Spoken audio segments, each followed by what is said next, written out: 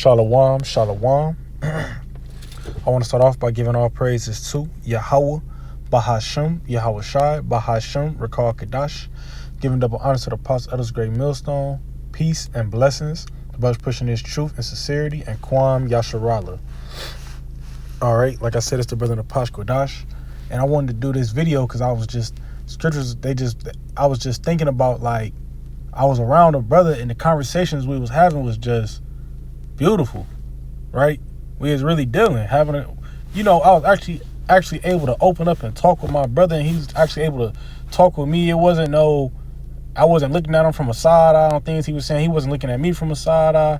I could speak freely, of course, respectfully, and within the confines of the law, statutes, and commandments, right? Because that's where we draw our line at, right? But we were still able to have a brotherly conversation. And it hit my mind. I said, damn, niggas be falling out because they had alts with brothers and they got an issue with this man and they don't like the way this man move. But would you rather be around a brother that's imperfect or around a nigga in the world? You got, and it's not even just about having an issue with a brother. I'm just using that for an example. You'll have an issue with a brother and you'll fucking fall out with him, but your options is to go back. If you don't want to be around the brothers, be around niggas in the world. And even if it's just one particular brother, it's like, you really want to be around niggas in the world more than brothers? Look at the characteristics of a fucking 2/3 compared to a hopeful elect member. A 2/3, they untrustworthy, sticky fingers, they backstabbers, talk to your woman when you're not looking.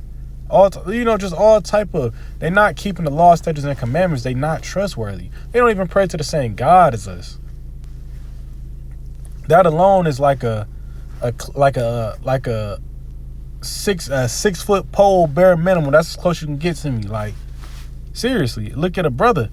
Of course brothers do go off. Of course brothers sin. But my point is, a brother ain't just going off against you all day long, all his life. All right. Yeah, you forgive a brother 70 times, 7 times, like Yahweh Shah said, but, bro, a brother's not trespassing against you every 30 minutes of the day. A nigga will literally, every chance he get, he will try to fuck you over. So why be anywhere else? Who wants to be amongst the world when you could be amongst brothers?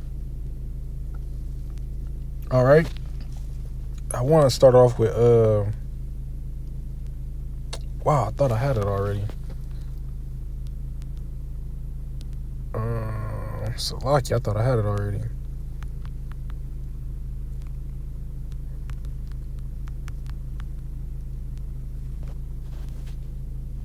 Oh, I did have it actually. All right. Yep. Here we go. This is Matthew chapter 18, verse 20. For where 2 or 3 are gathered together in my name, there am I in the midst of them. When you amongst the brethren, when it's 2 or 3, and even when you by yourself, but when it's you feel how strong the spirit, the more brothers, the stronger the spirit get multiplied. Seriously, that's just, when you around a brother or two, you feel more, and you feel protected from like demons and stuff. The spirit is strong because it's Yahweh Shah right there in the midst of us. Yahweh Bahashem Yahushua, the spirit of Yahweh Bahashem Yahushua is right there with us. And you can only imagine at these meetings, where you got 100 brothers there, or the camp visits, and you feel how strong the spirit is. You feel completely separate from the world. The spirit be so strong, we like a ball of light. All right, and it brings me to the question: why would you want to be anywhere else? I can go to sleep around a brother and trust him not to go in my pockets while I'm asleep. Can't trust a nigga to do nothing like that. I can have a conversation with my brother and he won't look at me from the side. At least he'll attempt to understand where I'm coming from. A nigga, you say something they don't like, that fall out, he can't wait to tell you how much he never liked your ass anyways. But y'all been friends for 5-10 years. The nigga just been around you. At least a brother will come to you one-on-one and y'all can work it out, hash it out, Lord willing. A nigga in the world, nigga probably don't like you the whole time and still be around you. Just waiting on y'all to fall off so he can tell you how he feel. He waiting for a tell that nigga no one time. He waiting to fall out with you. Why would you want to be around something like that? This is Daniel chapter 3, verse 20. And I'm bringing this out for the previous verse I brought out. As a matter of fact, I'm going to start around...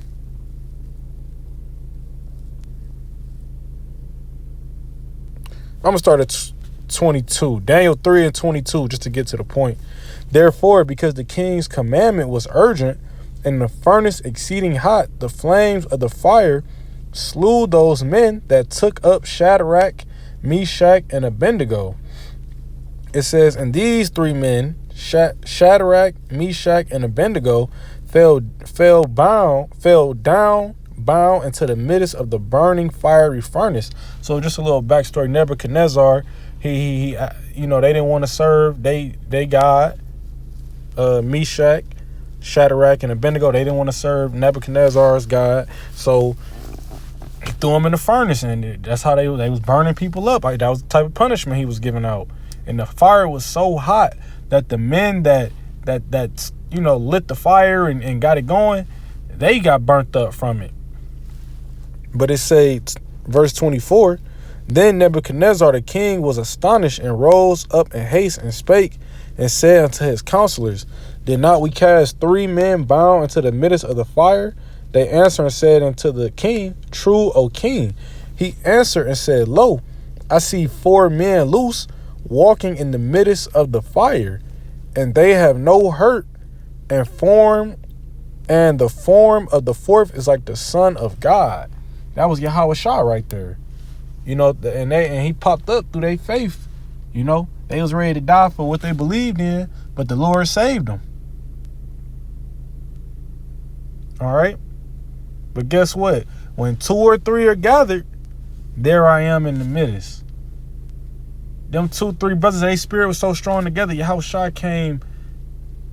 The spirit of Yahushua, he was there protecting them. The Lord sent Yahushua to protect them. And it's the same way now. And it don't got to be 2 or 3 brothers. The scriptures say 2 or 3 because the spirit is stronger when 2 or 3 brothers are together. But the Lord can be dealing with you one-on-one. But my thing is, who wants to be by themselves, especially when you don't got to be? You know how many times I done got drinks with brothers, broke bread with brothers, broke down the scriptures with brothers, had a good time with brothers? Really got to be you really can't be yourself nowhere else but around brothers. I dare you to go to your family and tell them that you believe fucking America is going to be destroyed by nuclear missiles. They're going to tell your ass you crazy and look at you different. I dare you to break down the scriptures to them and show them they live in wickedness. I bet they try to kick your ass out. Tell them what Thanksgiving really about. Tell them what Christmas really about. Tell them what Easter really about. A brother will hear you out and he'll learn. Or he'll sup with you all and be talking about it. Your family, your niggas in the world, they don't want to hear that. They want to have a good time and party. They don't want to do what's right. So they're completely contrary to us. Again, that separation of why would you want to be around people like that when you got like-minded individuals to be around? Hebrews chapter 13 and 1. Let brotherly love continue. Let brotherly love continue. Don't stop it. This is what I'm talking about. These various topics of, come on, the spirit is stronger when you're around brothers. We know what real love is. We keep the law, statutes, and commandments amongst each other. I ain't fucking texting your Eve behind your back. I ain't going in your car at night seeing if you left a couple dollars in there. That's the type of shit niggas do. But guess what? As brothers, we gonna let love continue. I'm gonna love my neighbor as myself to the best of my ability. Meaning, I ain't gonna do what I don't want nobody to do to me, like we all learned in preschool if you went. That's the first thing they teach you in life. Treat others the way you want to be treated. Do you see any niggas in the world doing that? Niggas is robbing, killing, drilling, committing adultery, stealing. They doing everything that they don't want done to them. Yet we letting love continue over here. I ain't gonna steal from my brother, Lord willing. I ain't gonna commit sins and heinous acts against my brother, Lord willing. Why? Because that's what real love is. You go around your family and y'all share shots and Thanksgiving dinner, and as soon as you leave, niggas is gossiping about each other, and well, I never really fucked with him anyways. But hold on, buddy, you done drunk all my bottle up. That's how niggas get down. Yet again, we letting brotherly love continue over here.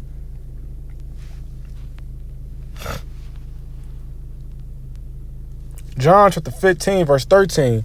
Greater love have no man than this. This the greatest love. That a man lay down his life for his friends. You willing to die.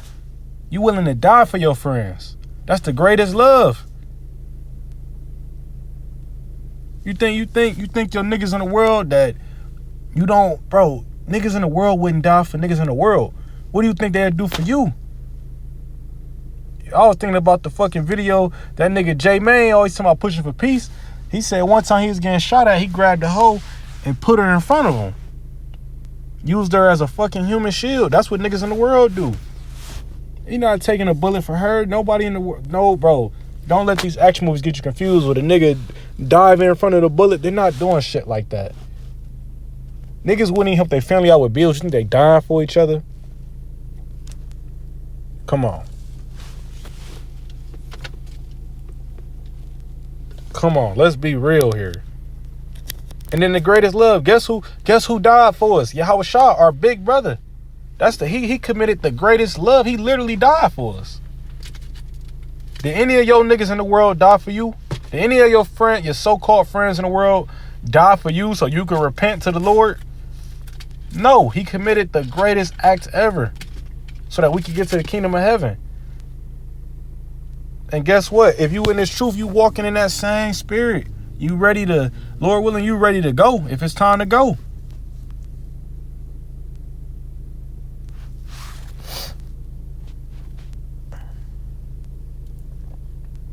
First John chapter 3 and 11. For this is the message that ye have heard from the beginning, that we should love one another. Love one another. This is what's being pushed throughout GMS and affiliate camps. This is the spirit of truth. This is the spirit of the Lord pushing on us. We loving one each other. Again, I'm going to keep bringing the separation.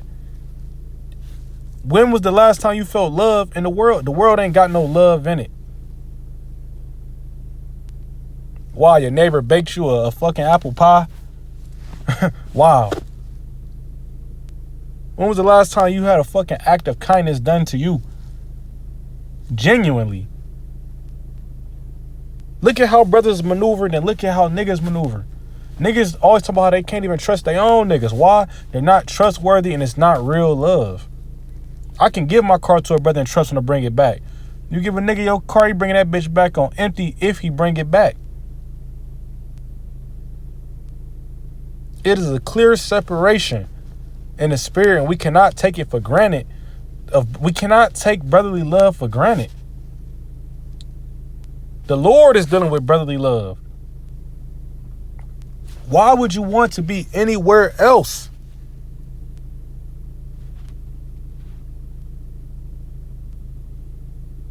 All right. I hope this was edifying. I want to give all praises to Yahweh Bahashim, Yahweh Shai, Bahashim Rakal Kadash, giving double honor to the apostle of this great millstone. Peace and blessings. The best pushing is truth, sincerity, and Kwam Yasharala.